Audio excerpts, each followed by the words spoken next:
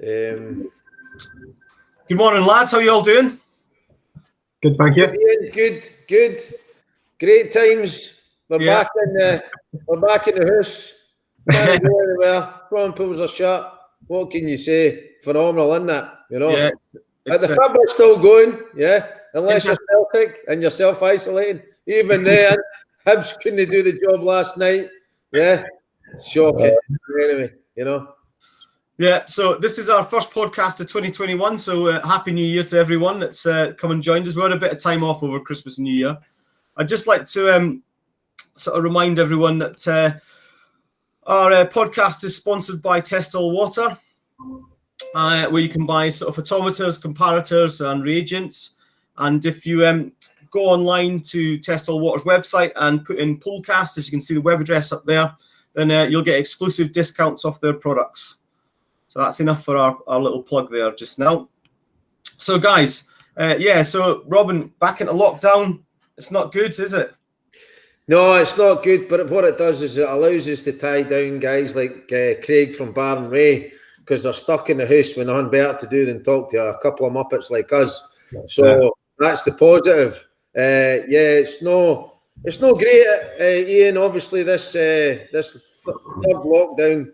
Losing count now is under very, very challenging times. The virus is obviously very prevalent at the moment, so fingers crossed that the listeners are not suffering too much and that they're all safe and well.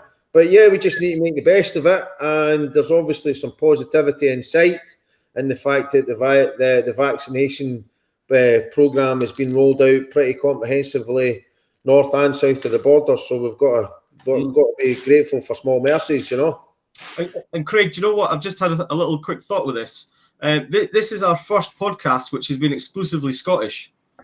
Oh, good. Get in there! Yeah.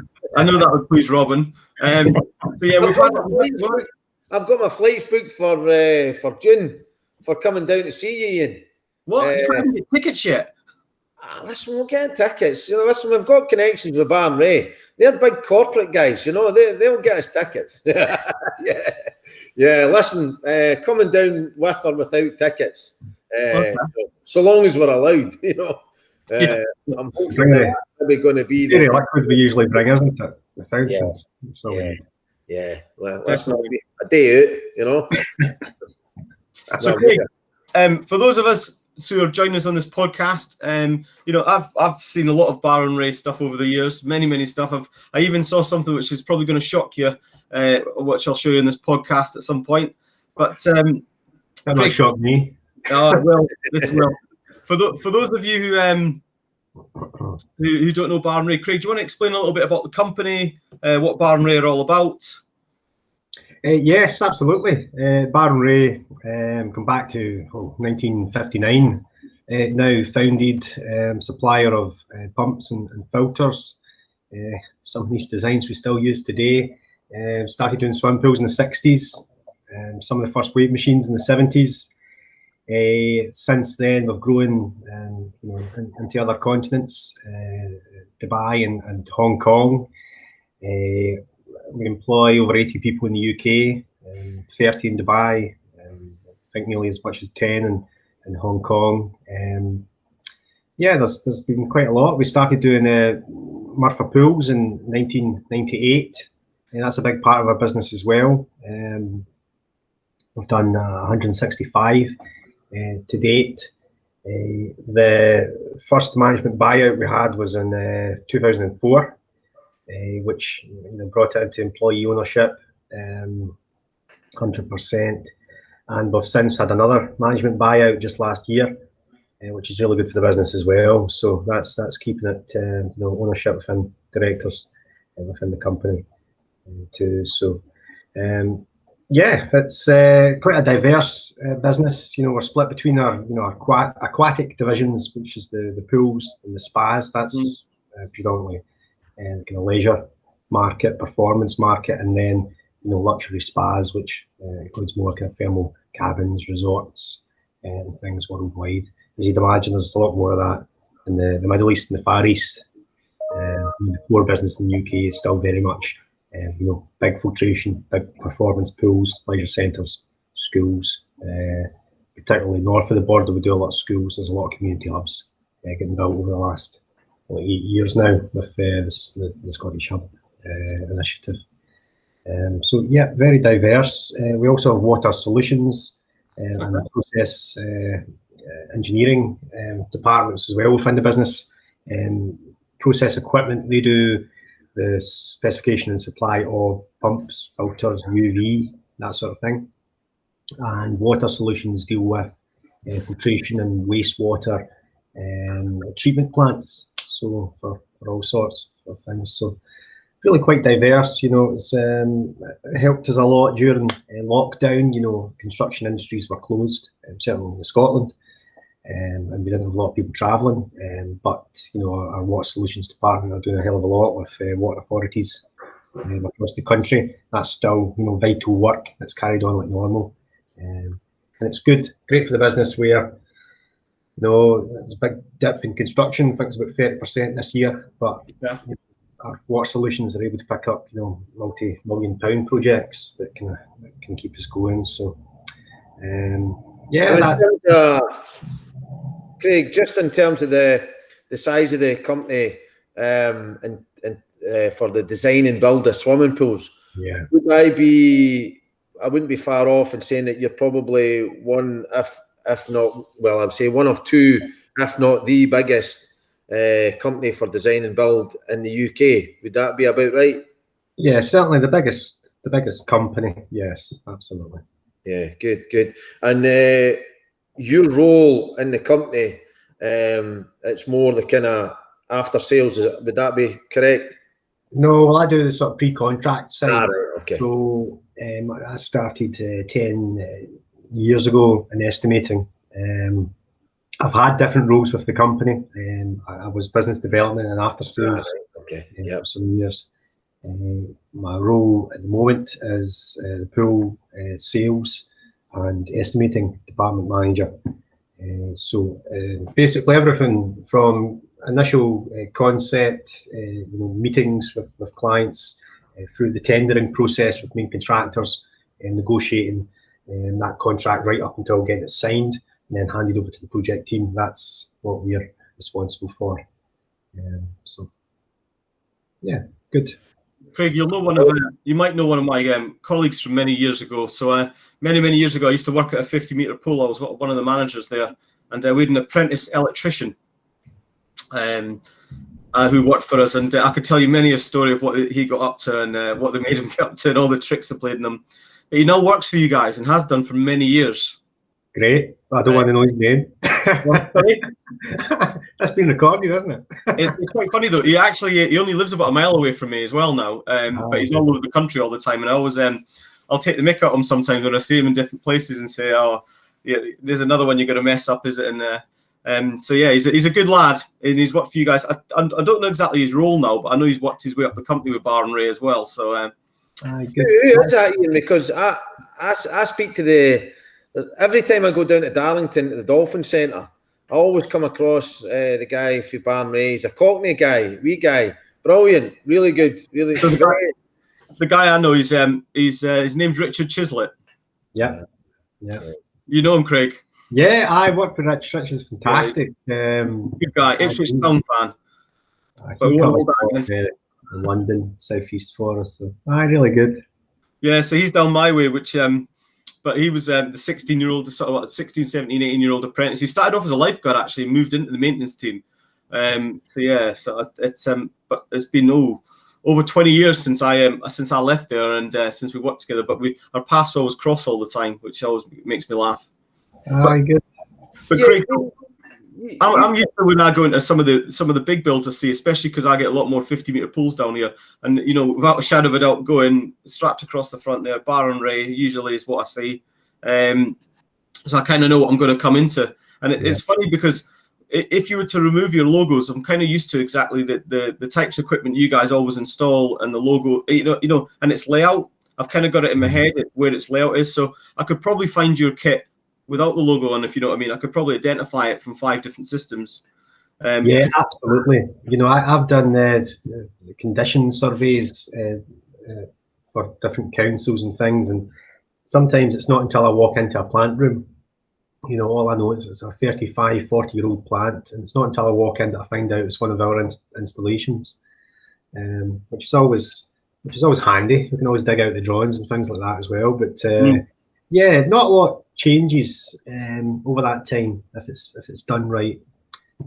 So it's quite good to see. You do learn a lot more, obviously, working in after sales, because you can only learn so much about your own business, your own installs, and the way you do things.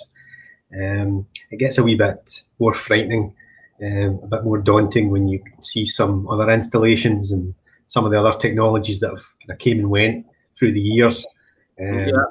So I must admit, I've walked into plant rooms and seen big boxes with pipes going in and out of them. I didn't even know what they did. Yes. Well, you know what? Funny you should say that. So there was a pool contractor which basically was left a contract over in West London, not a million miles away from me.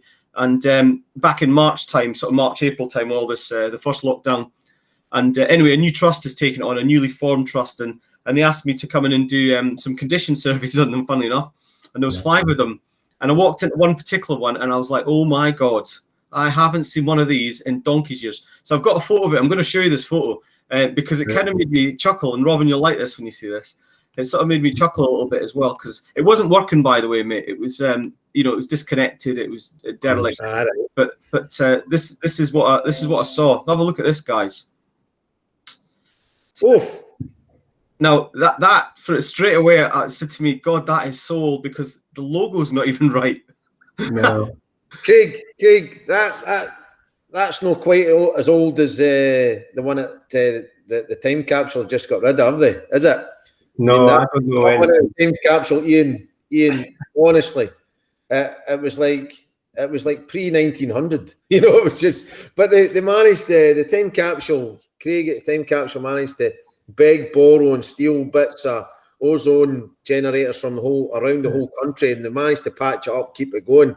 But it became a fire hazard, so they eventually had to switch it off. And I think I'm not sure. I might be talking out of turn here, but was it Barr and Wray that put the UV unit in, Craig, for the time capsule? Yeah, I cannot recall. I wasn't involved in that, but I mean, there's still examples of the. I think we were sort of pioneers with this ozone. Back in the day. And there's still great examples of plants out there, 30-odd-year-old, that are still running tip-top, if they've been maintained, from day one. That's the problem, a wee bit of neglect, and, it kind of falls in its arse.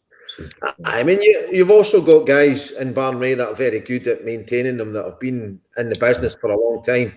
I don't know which engineer goes along to the Mariner Centre, but they've got an ozone unit, a working one, and it's one of the few that I know that works very well. Yeah.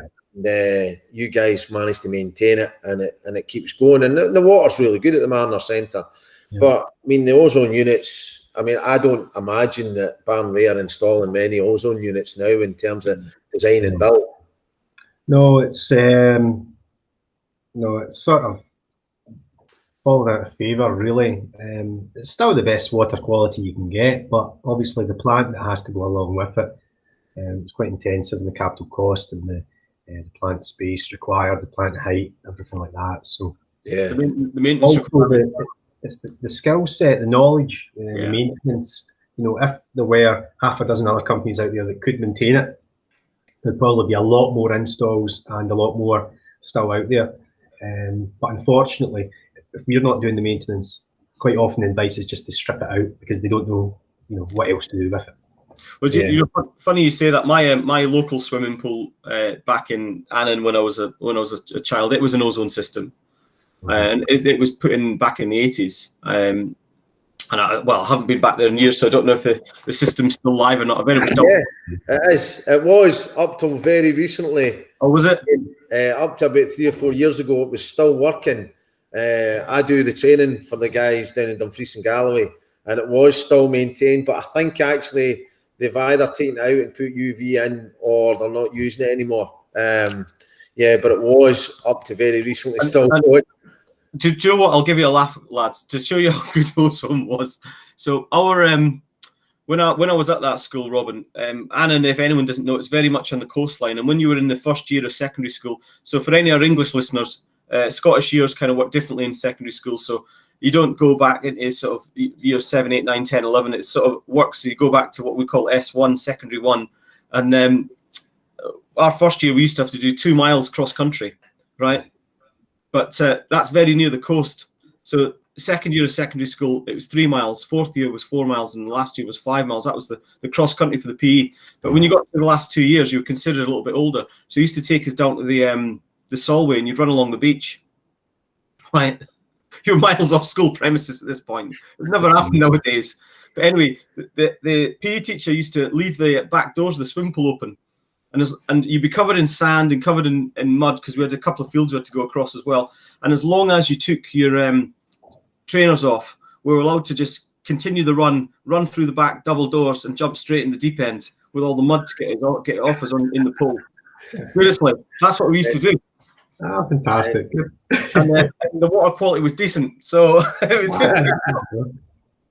Craig, just to pick up on something you were talking about in your initial description, Martha Pools. Yeah. A lot of the listeners probably were thinking, what does he mean by Martha Pools? And I remember going back to a presentation that was delivered by Barr and Wray at Poolcast. It was part of an ISRM meeting that was organised. It's when I was the president of the ISRM for Scotland. I'm talking, must have been 14 years ago or thereabouts. It was coming up to the Commonwealth Games. And I remember seeing this presentation. It was from the guy that used to be the sales director Derek Martin. It was Derek. And he delivered this presentation. It was very, very good, but it was quite innovative at the time about this one-skinned type swimming pool. And I was amazed at the time. You know, I was working for Albion Chemicals at the time, and it was something new and innovative. Do you want to just let the listeners give them a wee brief description of what a Martha pool is and what the kind of features and benefits of it are? Yeah, absolutely. So Derek, you're right enough. He was our sales director. He moved to Hong Kong to be our managing director over there 10 years ago, and has just moved to Dubai. So he's the managing director of Middle East, Asia as well. So just to mention that. So he's still here, Mr. Barr and Wray. So the Martha pool. So it's a pre-engineered modular panel system. So the thing that kind of sets it aside from other types of panel pools is that this comes with a hard heat-bonded PVC membrane. So the panels that face the water side, the internal side, these are all these panels are folded. So there's no hot welds or anything like that. It's all mechanically fixed together, liquid welds between the panels. Each panel is 900 mil wide. And that's what gives you that finished, we call it like a skin, because that becomes the same temperature as the water. It's it's good to touch. Going back to, I think, 1994, every Olympics, World Championships has featured Martha pools. So it's a real, it's an excellent method of construction, very flexible. It's not only performance pools, but we've done wellness pools, stone gratings, stainless steel features. We do them free form, any shape, size. It's really quite good. So the benefits really are, I would say, the cost. It is our most cost-effective method of construction. It can get more expensive when we start going into free form and beach entry and things like that. But for performance pools, big rectangles, that's our most cost-effective means of construction. We can do that cheaper than we can do concrete. So the whole thing is basically anchored to a base slab, and then once it's erected, bolted together, heat welded, gutter, pipe work, all fitted in the surround, we then lay a floor membrane. So that's the only part that's, say, flexible. The floor membrane is like a 5-ply Alcor, so that's more akin to like a roofing product that would be rolled out.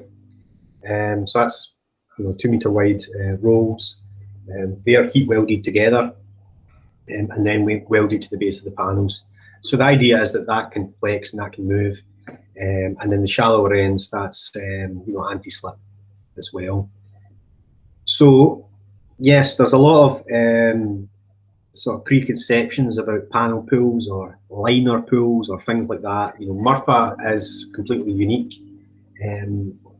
We're working on one Murpha pool at the moment for Google and their new King's Cross HQ. So it's going to be, I think, on the 9th floor of the Google headquarters at King's Cross. So it's a multi-billion-pound project. That's not even the first Murpha we've done for them. We did their European HQ in Dublin. So we put the Murpha pool the floor above their server room. So don't get that one wrong. Make sure that's the leak. But at the end of the day, I mean, if these pools ever were to leak through damage or something like that, one of the beauty is that you can see that and you can repair it. So we do the probe tests, spark tests, and everything. So it's a foolproof system. So the speed of construction is another thing. The pool in the King's Cross, we're going to erect in 4 weeks. A standard 25-metre 6-lane pool. We would build that pool.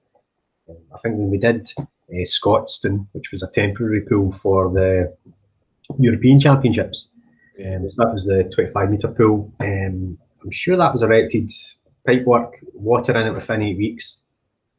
So it's a real, it's a real time saver, money saver. Plus the guarantees on it is by no means a temporary structure. It comes with a 25-year structural warranty as well. So, Craig, was that the pool that were used for the Olympic Games in London? Was it Murpha pools that were all the kind of temporary training pools? Yeah, well, the problem with an Olympic Games is, as you know, is you've got your main pool. So that was the Zaza Hadid, the big Pringle. What do we call it? Yeah, I know what you mean. That was Centre, I think his name is now. London Aquatic Centre. That was it. Yeah. Keep me right. It was the goal for Barr and Wray. That's why he's giving it jip. That's it. Whatever that was. I don't know. I don't know who built that one. We'll not say much about that one. Right. Aye. So that was concrete, which was fine. That suits the construction. That was fine. But you need a number of warm-up pools, and we need water polo pools. Trying to think of all the aquatic sports now. I can't. Synchronized swimming and things like that. Plus all the warm-up pools. So, I think we built a dozen pools for the Olympics. Some of which were actually, we literally pulled the plug, disassembled, and then, other sports. I'm sure we built pools on the hockey fields, for example, that we used for competition, and then whipped them away, and then, later in the games, the hockey, cracks on. So it's good, it's flexible. And of course, we had the Olympic legacy, which was a huge part of that as well.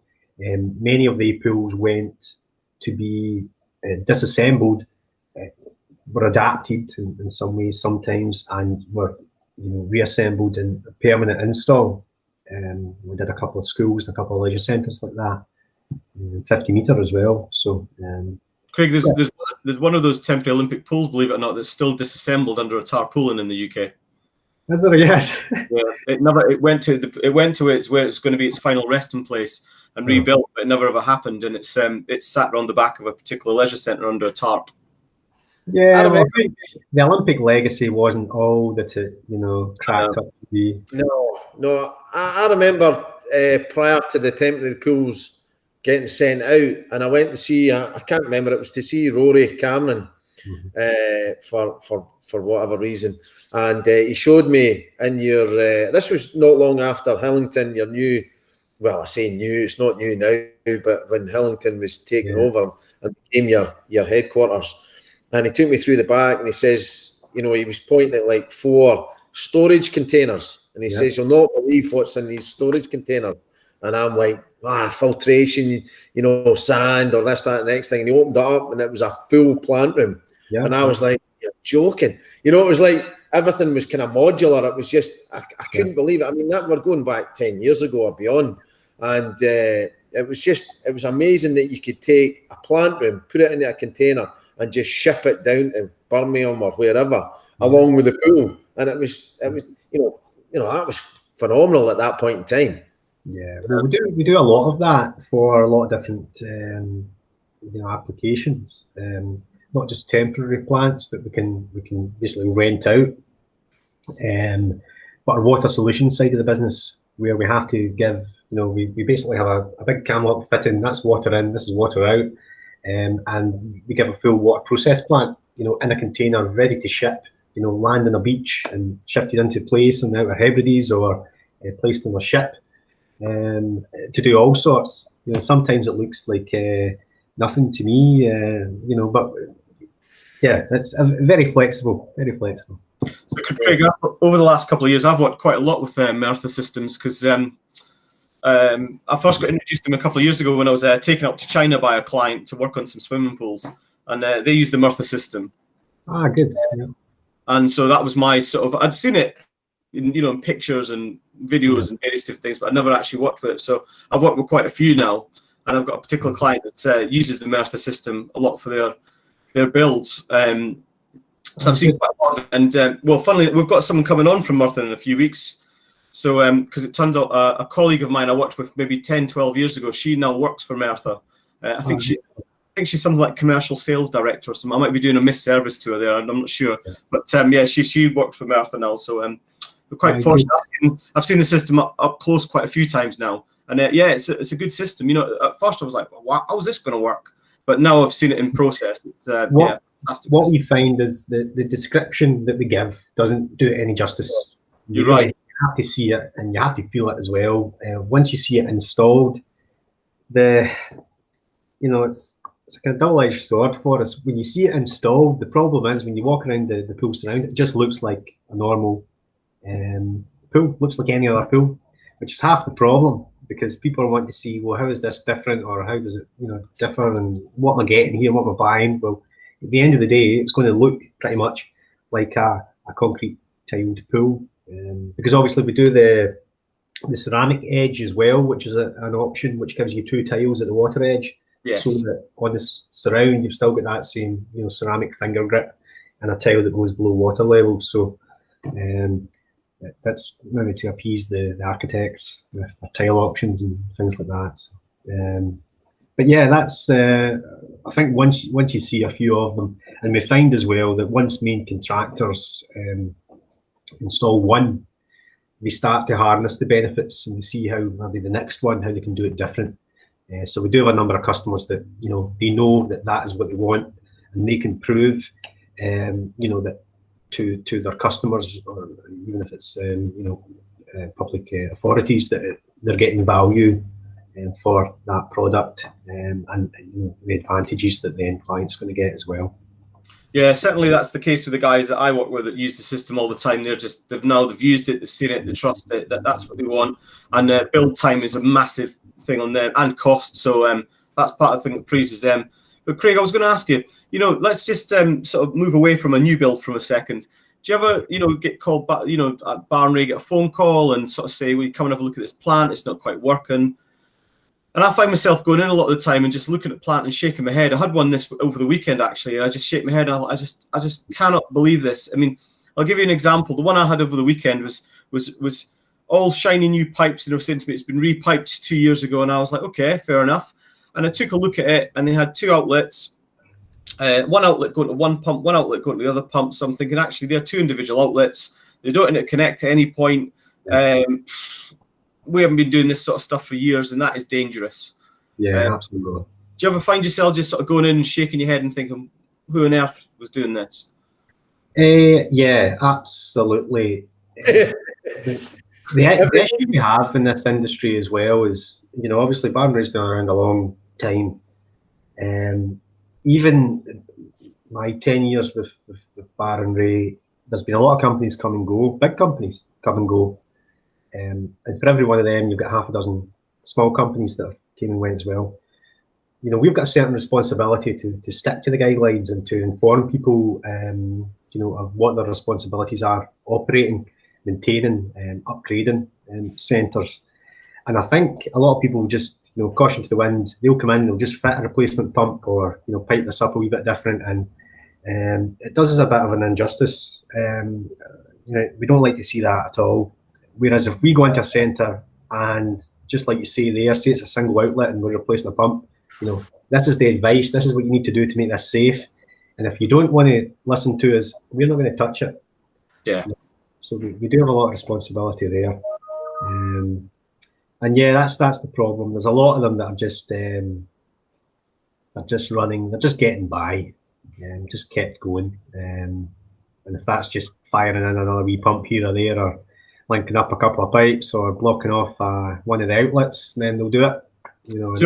Funnily enough as well, Craig, when I spoke to the guys and I was explaining to them, look, I said, the pool installation business isn't really regulated.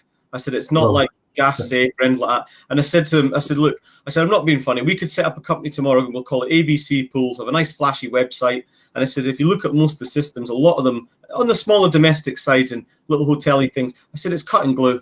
I said, you cut it, emery paper, solvent to clean it up, glue it, stick it together. And I said, and what we do is we put the whole thing together, we run all the cables, but the thing we can't do is wire it up. I said, we can't wire it up because we're not a qualified electrician. And you know what they said to me? They said, funny enough, they said, Ian, funny enough, they've got a subcontractor electrician to come in and do all the wiring up. Yeah. And I said, there you go. That's exactly what happens. But yeah, it's difficult. There's not a lot of maintenance companies, really, that have got, electricians that work for them all the time. Certainly in Scotland, there's maybe 3 or 4, in terms of that's regular maintenance. So, you're right. The electricity side of it is a bit of a nightmare. So, Our after sales side is, 90% electrical, 10% mechanical, and then the new build, pool and spa side, it's the opposite way. 90%, pipe fitters, 90% mechanical. So every service engineer or every electrician will tell you the mechanical is the easy bit. Whereas I suppose I might be right, because 90% mechanical people like myself just wouldn't touch any electrical. So, that's probably right. Do you know what, Craig? I've got 2 friends, and one's an electrician and one is a plumber, and they're mates as well, and not in pools, mate, but they're always having a bit of a bicker at each other. And the electrician always says to the plumber, he says, "Your job's easy. You can see when there's a problem." That's true. That's their little bickering point all the time. Yeah.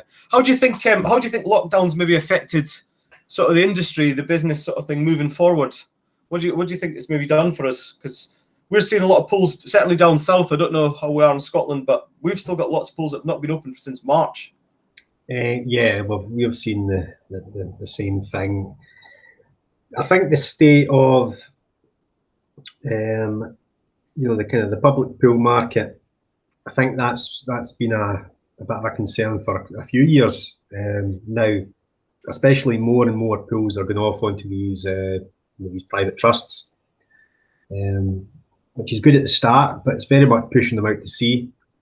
There's no backup, there's no cushion there for things like this, and that's the real worry. I'm really in the construction industry, as opposed to the leisure industry. So we've seen a big dip. It's 30% overall, but certainly kind of come back with a bit of a vengeance. Certainly on our spa side of the business, where they can identify that people are going to be there's going to be less travel, I think, overseas for the next few years. So we're doing a lot of kind of private cabin designs, kind of luxury spa pools, these kind of getaway resorts. So we're seeing more of that in the pipeline. But yeah, there's a big worry as to public pools, where they're going to get the money from, how they're going to reopen, what kind of maintenance is going to be required. The biggest problem in the first lockdown was a lot of people pulled the plug, walked out, locked the door.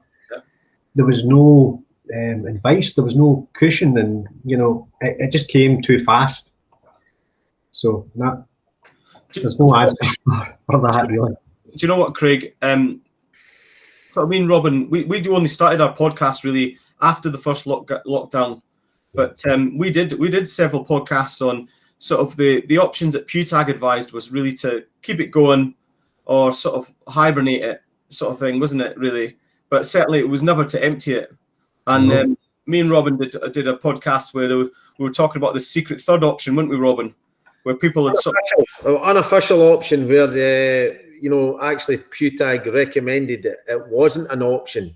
Yeah. They actually described it as not an option, but we know that people will do this.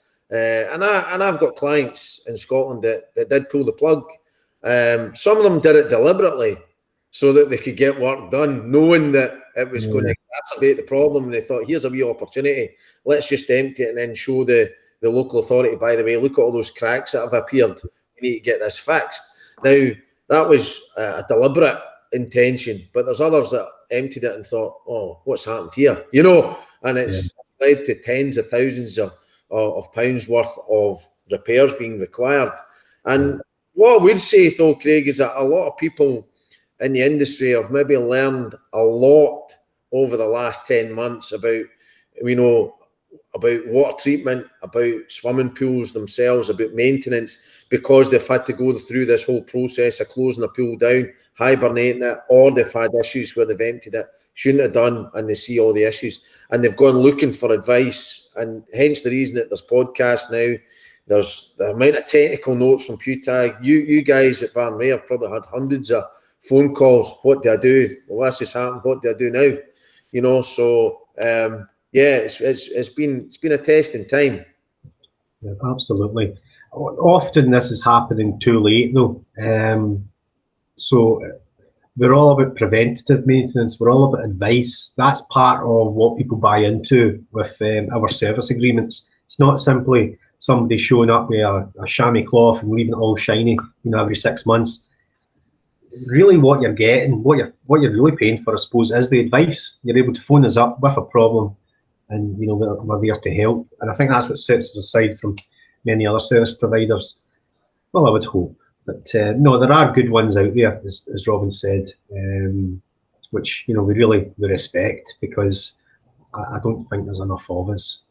No, you're right, Craig. And sometimes as well, I mean, certainly for me, the industry has changed massively, because there'd be once upon a time you'd have went to a centre and Barr and Wray would be servicing it, and you'd have the old maintenance bod who's there full time, Monday to Friday or whatever, popping at weekends, and you'd have someone, Barr and Wray would have a point of contact to hand information down to. But more and more now, you don't have that handyman sort of maintenance bod.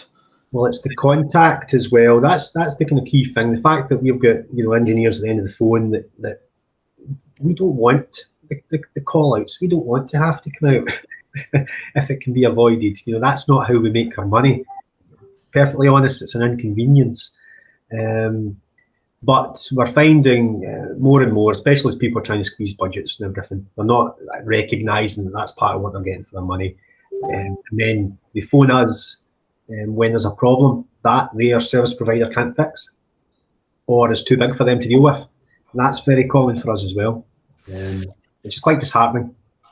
It's tough, Craig. I was on the phone to someone this week, and they know that the challenges in terms of the budgets are going to come. What they are, and there's always opportunities that come up, and what they are saying is that they were asking questions. For example, Robin, is there equipment out there in terms of a controller that can record and communicate results, and they're looking to streamline and make things a lot easier, because they're going to have to react to information quicker. So they're wanting kind of remote information, like a controller that sends an issue where the free chlorine level maybe drops, or the ORP drops to a certain level, and it sends a message out to the manager saying, by the way, you need to react to this. And so they're thinking outside the box just now, and they're maybe looking at alternative filtration options, ceramic or possibly perlite ore, because they're looking at trying to streamline the business. Can they save on water? Can they save on energy? Can they save on manpower? So there will be probably opportunities for consultants and Barr and Wray and going forward if they can adapt? And what do you see maybe happening with regards to potential technology and products maybe over the next 2 or 3 years or beyond? Well, our sort of company, our goal, what we kind of task everybody, all employees, we're trying to be at the forefront of what is available in the market, technology-wise. But we have to be careful when we talk about trends, because trends are kind of shifts in engineering standards, I suppose, but they're also, we don't buy into trends, which is in the sales side of it. There's a lot of technology, even in my relatively short experience, that's came and went, stuff that never really found its feet in the UK. I would say even maybe regenerative media filtration is one of those, which never really found its feet in the UK, the way it's kind of heralded as a huge water saving device, and plus better water quality in the United States, the way it's marketed there. Ceramic membrane filtration, however, is one that, in my personal opinion, I'm really quite excited about. I agree. Yeah, I agree very much so. We've just secured a project it's combining a Murphy pool, which is the cleanest pool you can get, because it's not only watertight, but it's airtight. So there's nothing on that surface for any bacteria and everything to leach into or anything like that. So it's the cleanest pool we can get, and we're coupling that with ceramic membrane filtration. So really excited to see how that will go. We have case studies out there as well. You're looking at a nearly 50% reduction in water usage with this, because this basically takes each ceramic membrane.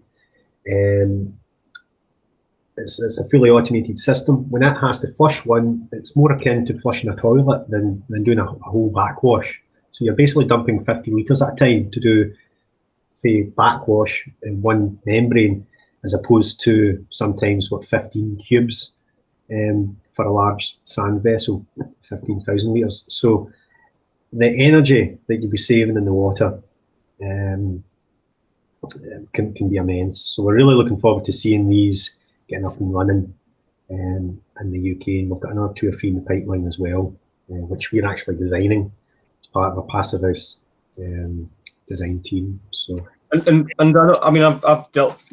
Me and Robin's sort of seen it in its early stages, but for anyone who's not sort of seen ceramic membrane filters, then part of the good thing, especially in a new build, is one, it's size requirements. It reduces the build cost because it's a smaller plant room. You can they're modular, so I'm not being funny, but they'll fit through a normal door. Yeah. So you just pick them up and take them through a door. So certainly on a refurbishment, if it was something where you're thinking, well, how are we going to get these new filters in? I've seen people do sectional filters before. We have to bring them in sections and weld them up and all that sort of stuff. Certainly cutting out old filters is simple, but to bring in a ceramic system and just bring it through the door, which is similar to the one you saw in Wales, Robin, isn't it? Really? Yeah. I mean that was a retrofit as well, and I mean they've got a dedicated maintenance guy on site, an engineer, and he swore by it. He loved it. I mean, the fact that you're not having to wait till 10 o'clock at night to do a backwash, and it's not really a backwash anyway. You can't. We're calling it a backwash. It's not a backwash. It's a cleanse, and it can be done at any point during the day. And it's simple, straightforward. And you're right, Craig. The water that it uses is minimal. I mean, it looks, when you walk in, you're like, oh right, it looks a lot of moving parts to it, but there's not really. It's mostly pipe work. And it is a lot smaller. And I mean, the place I went to down in Wales, I mean, they took out 3 massive medium-rate stainless steel filters, and they put this ceramic filter in, and they could have a game of 5-a-side football in their pool plant room, because of the space that's available now. The one you're talking about, Robin, I'm sure I visited that. That's the same manufacturer that we use in the UK. So we've kind of went with somebody tried and tested that can install this and commission it for us, that have good experience. It's something we have done, but on our water solutions side. So for more pharmaceuticals, microelectronic or food and beverage and whatnot. So that side of the business has used it before, but not in aquatics. But yes, that plant that you mentioned, I'm sure when I visited it, the filters were still in place as well, and they were humming and hawing as to whether to take them out. So they were able to, that bank of vessels that were there that dominate the plant room, they were able to retrofit this,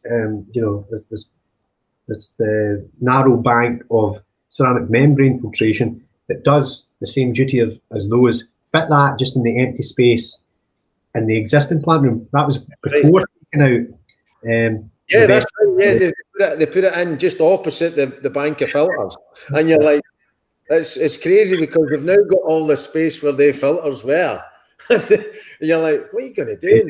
He says, get my paper out, my seat, because I don't need to do all the work that I did before. Yeah. And one of the concerns about this technology initially was, a lot less dilution. So that was a doubt in people's minds, with the likes of with regenerative media filters with the perlite and whatnot, TDS climbing because we're not diluting enough. But this has been shown, the case studies that we've looked at, that the TDS is still dropping. So it's exciting, it's looking good, and there's a few people that have it and are swearing by it that are committing to likes of the one that we have in Neath, Port Talbot. This is the new build for the same authority as the one you've seen, Robin. Which is going to be, it's exciting to see this as a complete new build combined with the Murphy. I think it could be the best water quality of any pool.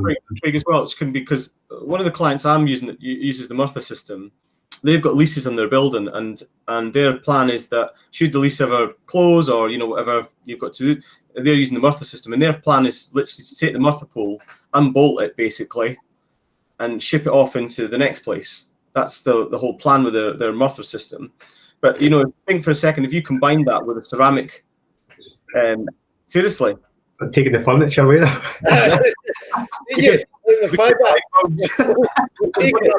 By the way, tomorrow.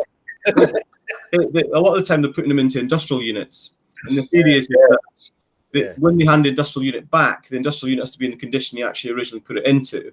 That's true, yeah. So that's the idea of it. But if you combine that with the ceramic system, I mean, I know that in the case of the pool in Wales, it's been put into an older pool, but they've quite openly said we're going to move it into the new one when the new one's built. That was the idea of it.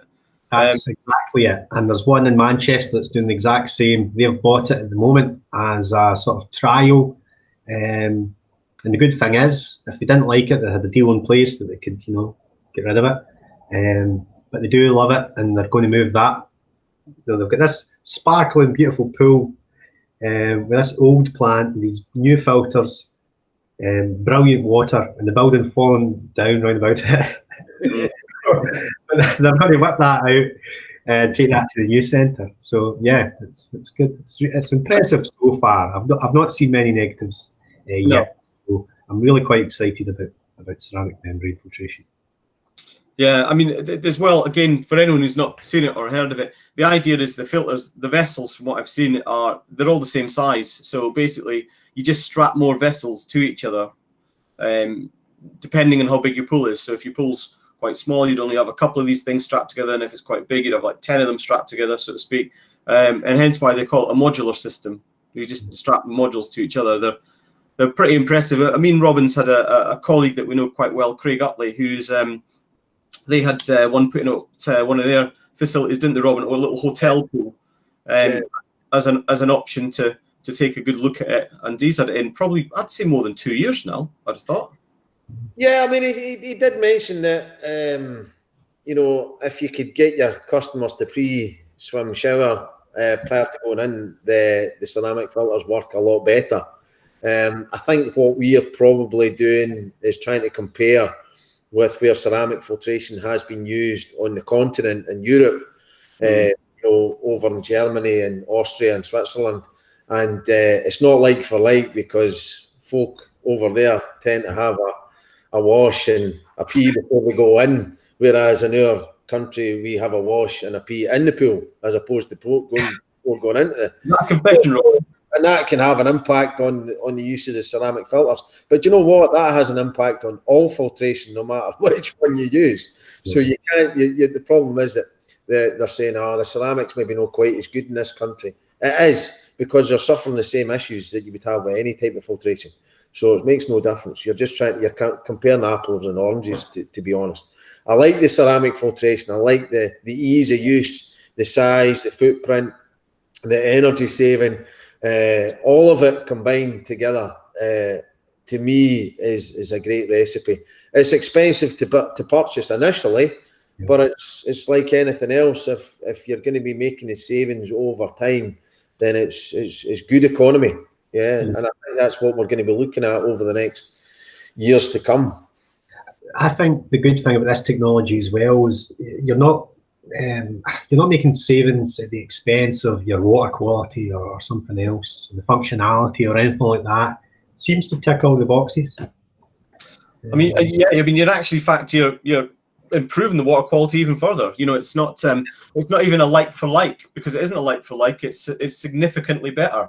And do you know what the worrying thing is when I've read some of this stuff is some of the filtration rates they can get down to in the continent is just ridiculous. Where the micron removal rate is actually better than our drinking water in the UK. How embarrassing is that? The pools in the continent have better pool water than we have drinking water as far as filtration. That's embarrassing. It's funny you say that, Ian. I think officially the ceramic filtration needs to have the micron filtration rate. That needs to be officially recorded yet, because they haven't committed that they can get down to smaller than 3 micron. Am I right in saying that? I know that the Defender filters, they're claiming that they can get right down to below 2, and it's a bit of a game changer if ceramic filtration can claim that they're down below the 2 as well, which we believe that it's achieving, but they haven't officially put that in writing. That's a game changer, because then that means, listen, crypto, we're managing to take care of that. But do you know the issue with all of that is the place where it gets measured, and the fact they measured OC1. Yeah. Yeah. We'll not go there. Yeah. The thing with ceramic membrane, it's designed to go as low as you want it to. So I don't know the lowest limit for ceramic membrane, but I'm sure you can go below 1. Yeah. The issue is, as Robin touched on, you can't have it too low, because you're simply going to, you're just going to blind these filters with the crap that we're dragging into them with our beer gel and all the rest of it. Well, no, you. But you know what I mean. So it can go as low as you design it to, but you can't design it too low, because it won't work effectively. Yeah, you're right. If you just design it too low, it's just going to be flushing every sort of 20-30 minutes or something like that, because it'll just be blocking up. And that's one of the good things. We'll call it a flush for just now, which might not be or a cleanse, which might not be the right term, but for those, again, the system's done off actuators, so it's automatic. It recognizes the pressure differential, and then it says the pressure differential in that singular module's too high, and it'll just start cleansing, flushing by itself there and then in the daytime, because it's reliant on the fact it knows that all the other modules are still filtering. And there's no settling period. It's brilliant. No settling period afterwards, obviously. No.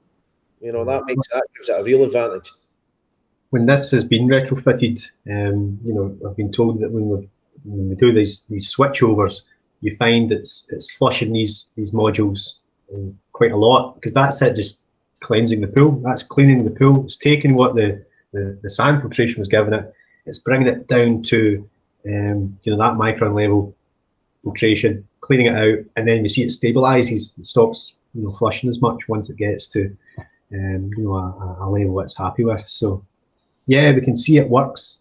I'm really excited to see our first new install getting complete. So.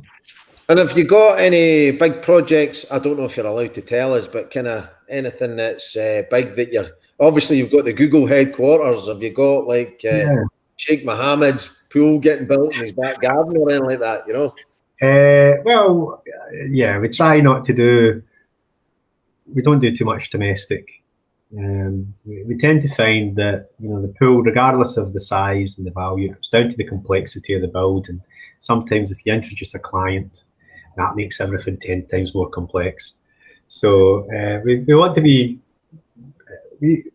Ideally, we're working for the main contractors. So the big projects that we have in the UK at the moment, some of the biggest construction sites, the likes of the Battersea Power Station development. So I think you've got over 10,000 people working in that site. We are doing a rooftop stainless steel pool with a freeform infinity edge.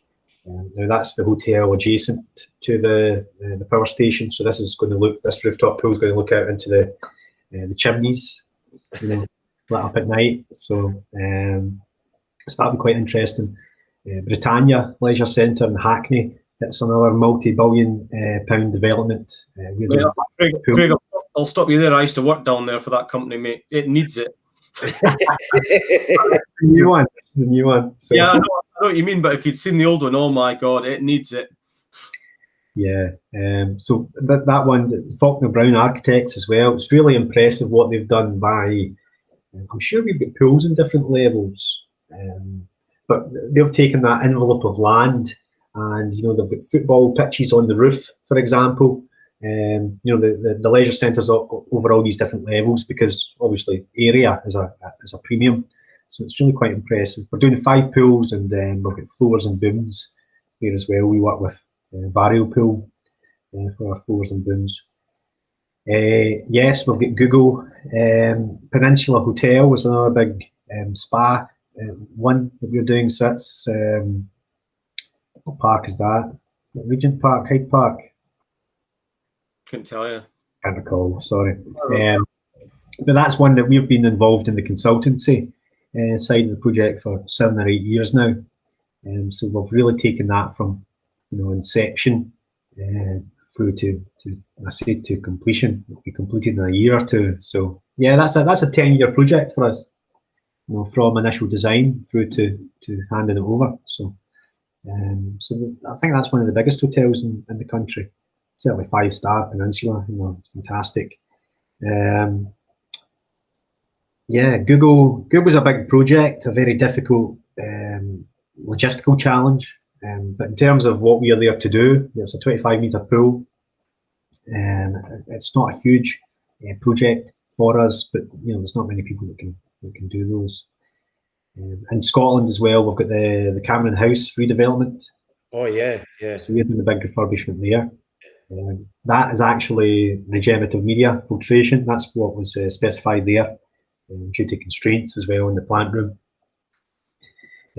What else do we have? Helensburgh as well. That's another one that's been in the pipeline for 15 years or so, probably. Yeah, no, I was actually speaking to one of the guys from Argyll and Butte on Friday there. So yeah, I'll be looking forward to going into Helensburgh to see that one, because the old on that. That looks interesting, right in the waterfront. So it's an exciting one, that. Yeah. We've also done half a dozen schools in the last few years as well. So that's a big part of the business. We're doing Winchborough Leisure Centre, which is a new development out in West Lothian, I think. Yeah. Big community hubs. Big community hubs. Yeah, there's a lot of them in Scotland. They're really good. A lot of investment in that. Yes. Consultancy, obviously, I deal with Europe predominantly, but we're also responsible for the Americas and everything west of us, really. So we're doing a lot of consultancy projects overseas as well. That's a big part of our business. We try not to step on anyone's toes in the UK. Obviously, we respect there's a lot of people we work with and work for in the UK, but we do a lot overseas, particularly Middle East and Dubai, Middle East and the Far East. Sorry, Hong Kong. But yeah, out of the UK, I think we've got projects in Russia, France, Italy. We're just doing another project in Venice, and that's just kicking off this week. Big consultancy job. We've got Bahamas, the United States, and Canada. So yeah, it's really quite Obviously, you'll need to go out and just give it a wee the once over, Craig, Aye. out in the Bahamas, you know, It takes about Snag 2 it. weeks. just to check, you know, just to make sure that you've, you know, followed the loop and you've closed things off properly. And yeah, I'm sure Robin will carry your cases, mate. if you're needing a hand, you know, that's Aye, absolutely. You know, I used to joke saying, when I go on holiday, I try and avoid pools, but it's no, it's good. It's good working in these jobs overseas as well, because we find, if anything, that we're really raising the standards. So it's good. That was something for me when I started working out in China. It was a bit of a shocker, some of the stuff I saw. Yeah, and an interesting thing about Hong Kong is all of their public pools are ozone. So working in Hong Kong, it's basically come back to, you know, how I started 16 years ago, maybe? I don't know.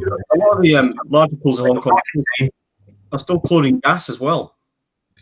Yeah, I don't know much about that. Chlorine gas quite heavily out there as well, so that's a bit of an interesting one.